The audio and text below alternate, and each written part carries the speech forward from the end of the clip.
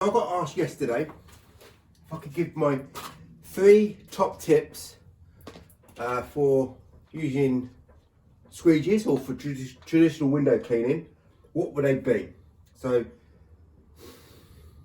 there are some really important things that window cleaners need to do, but if I had 203 top tips to give, then that would hopefully paint a overall picture of how to get onto the next level of window cleaning very quickly in 203 tips. But I was asked, what's the top 3 tips?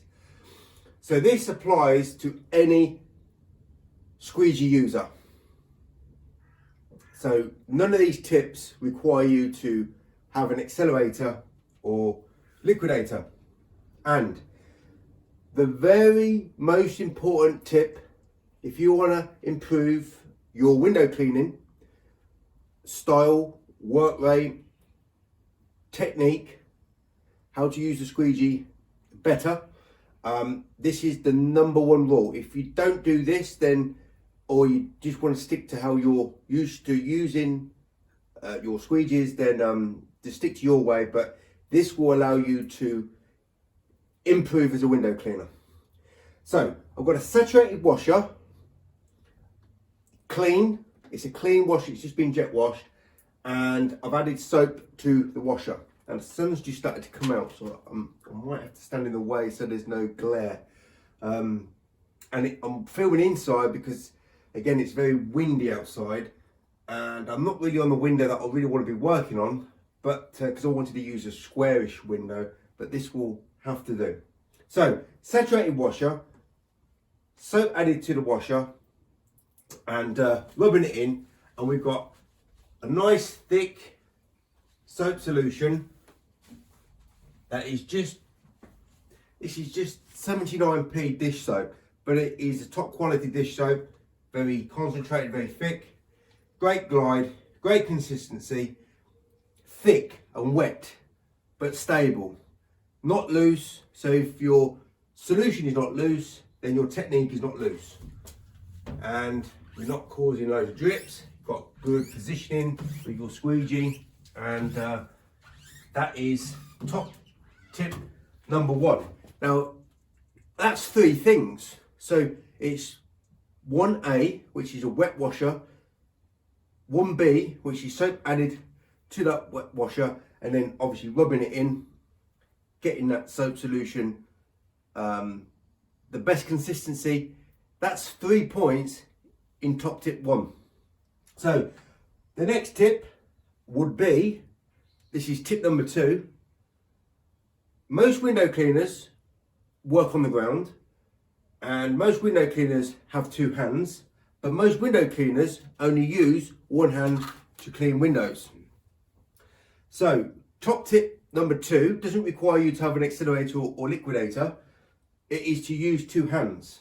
So if you're right-handed, probably better to use your right hand to do the squeegeeing and your left hand to do the soaping up. And look at that consistency, because now we've got this nice bright background here. You can see the consistency here, very thick, it's not going to dry very quickly, very consistent, bubbles or suds tightly packed together, great glide to work on. So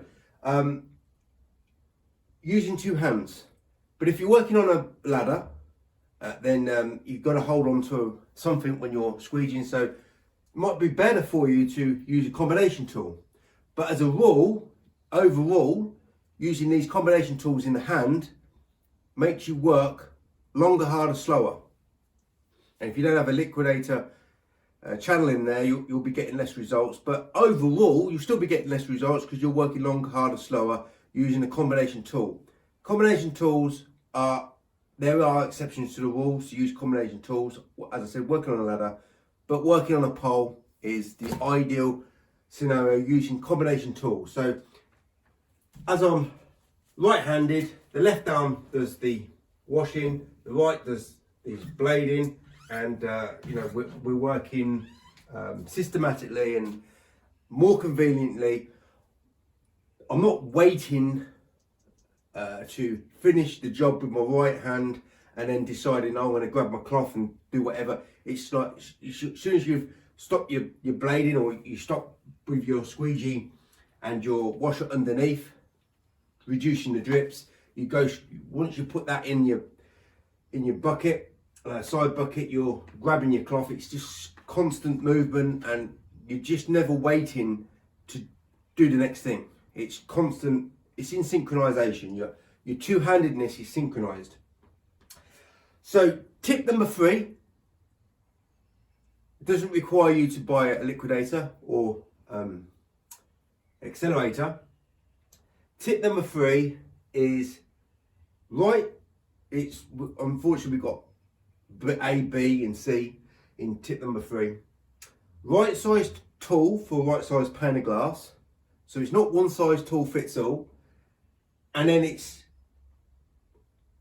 right type of technique for the right type of window you're working on. So sometimes you're working on a window it's very easy to work on, so you can just go for your favorite type of technique to work like it is to work. But sometimes it's not ideal because the frames are not very nice to work against. You might have to change the way you're working, but more importantly, right size tool. So if I was to use a smaller tool in this quite large pane, I'm using now a small tool. I'm still getting zero detailing, and I've got a bit of dirt on this. There we go, that's better. I was giving myself an arc. That's because I had a bit of debris where it was laying on the seat here. So I've got zero detailing. We're not talking zero detailing in these top 3 tips, but I worked longer.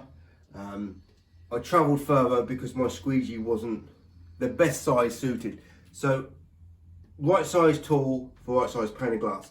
Now all these 3 tips, as I said, applies to anybody using any type of brand of tool. So if that guy who asked me what is my top 4 tips, he never asked me 4 tips, but I will give you the extra tip. What would be the 4th tip? Well, then we're working on the premises of zero detailing, using the best performing squeegee. Because why using the best performing squeegee? This is the best performing squeegee. Why? Because I've got my foundation, which is the best it can be. I've got my 2 hands working simultaneously. I've got my right type of technique and right size tool for the window I'm working on. So ideally, the next step of getting to the next level of window cleaning is aiming for zero detailing.